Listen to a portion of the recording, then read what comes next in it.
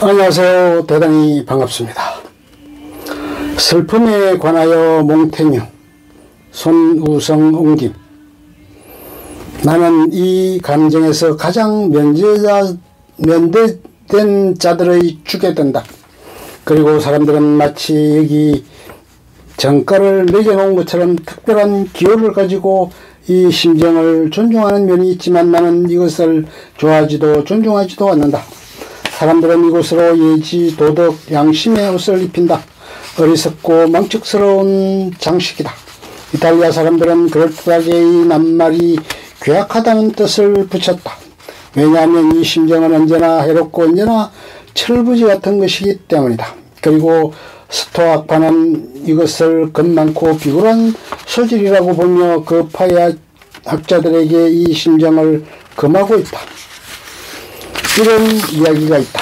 이집트의 왕 부산메니투스가 페르시아의 왕 캄비세스에게 패하여 잡혔을 때 사로잡힌 자기 딸이 노예복을 입고 물을 길러 가느라고 앞을 지나가는 것을 보고는 그 친구들이 주위에서 모두 울부짖는데도 그는 땅만 내려다보며 말없이 꼼짝 않고 있었다. 그리고 조금 있다가 또 자기 아들이 죽음의 길로 끌려가는 꼴을 보고도 똑같은 모습을 하고 있었다. 그런데 그의 부하 하나가 끌려가는 포로 속에 있는 것을 보고는 머리를 치며 대성통곡하더라는 것이다. 이와 비슷한 이야기로 최근에 우리나라 태공 한 분이 테리엔트에 있을 때 자기 맏형이 죽었다는 소식을 듣고 그 형은 온 집안의 기둥이며 영광이던 인물이다. 그리고 얼마 뒤에 둘째로 희망을 두던 동생의 부고를 듣고도 이 곡경을 모범적인 굳은 마음으로 버티며 견뎌냈는데 며칠 뒤에 하인 하나가 죽으니까 이 마지막 병고에는 마음을 억제하지 못하고 슬퍼하며 아까워하는 꼴을 보고 어떤 사람은 그가 이 마지막 중격에만 마음이 동한 것이라고 말했었다. 그러나 사실인즉 그는 슬픔에 차서 넘치게 된 형편에 있다가 그 위에 더 일이 덮쳐오니 그의 참을성의 한계가 무너졌던 것이다. 우리 이야기도 다음 말을 첨가하지 않아도 똑같이 판단된다. 그것은 캄비세스가 부산메니투스 보고 어째서 그가 아들딸의 불행에는 마음이 격하지 않고 있다. 부하의 불행은 참아내지 못했느냐고 묻자 이 마지막 불행은 눈물로 마음속에 표현되지만 첫 번의 두 사건은 마음속에 표현할 모든 한계를 넘은 것이오라고 대답했다는 것이다. 아마도 저 고대 화가의 착상도 이런 경우와 부합될 것이다. 그는 이피게니아가 희생되는 장면에 참석한 인물들의 슬퍼하는 표정을 각자 이 젊는 예쁜 소녀의 죽음에 대하여 가지는 관심의 정도에 따라 그 예술의 극치를 다하여 그린 다음에 이 소녀의 부친에 이르러서는 마치 어떤 표정으로도 슬픔의 정도를 표현할 수 없는 것 같이 그의 얼굴을 덮어서 그려놓았다. 바로 이런 까닭으로 시인들은 저 가련한 어미 니오베가 아들 7을 먼저 읽고 나서 연달아 같은 수의 딸을 잃었을 때 이 가혹한 참척을 당하고는 그만 바윗돌로 화하고 만 것으로 보여주고 있다. 그녀는 슬픔에 젖어 화석이 되었다. 오비디우스.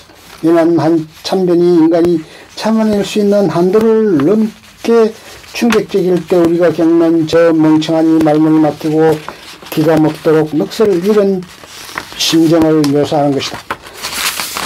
진실로 비참한 일을 참는 것은 극도에 달하면 사람의 정신 전체를 뒤집었고 그 행동의 자유를 잃게 할 것이다.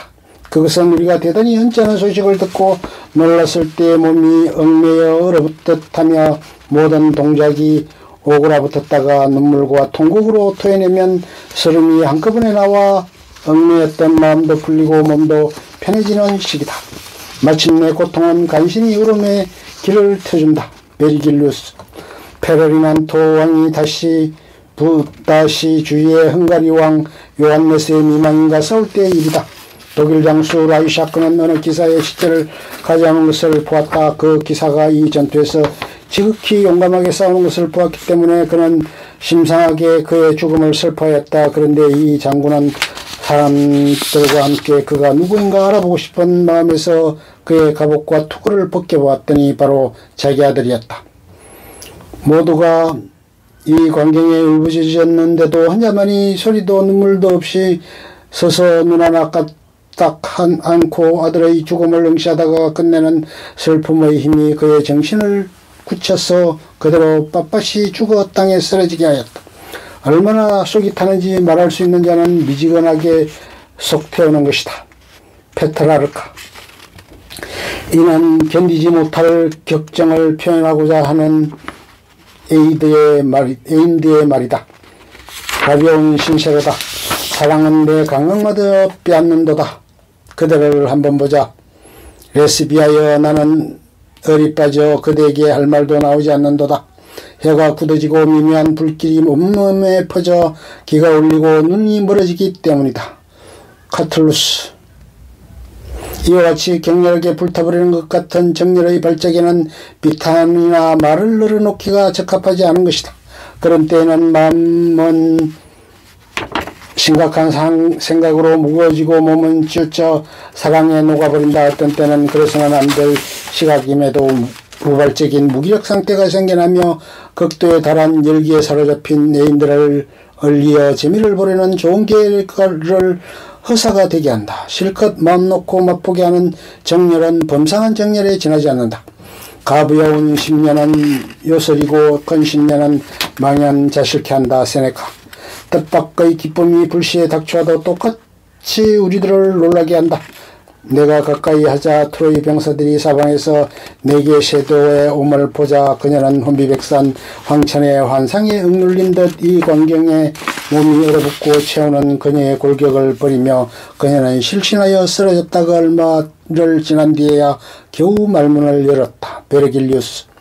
저 로마 여인이 칸네의 전투에서 살아 들어오는 아들을 보고 기쁜 나머지 놀라 죽은 일이나 너무 좋아서 숨을 거둔 소포클레스와 폭군 디오니시우스 그리고 로마 상원이 자기를 영광스럽게 표창했다는 소식을 듣고 코르시카에서 죽은 저 탈바의 이야기를 제쳐놓고라도 지금 이 시대에도 교황 레오 1세가 그렇게 소원하던 밀라노 함락의 보도를 듣고는 기뻐 날뛰다가 열병으로 죽은 예를 알고 있다.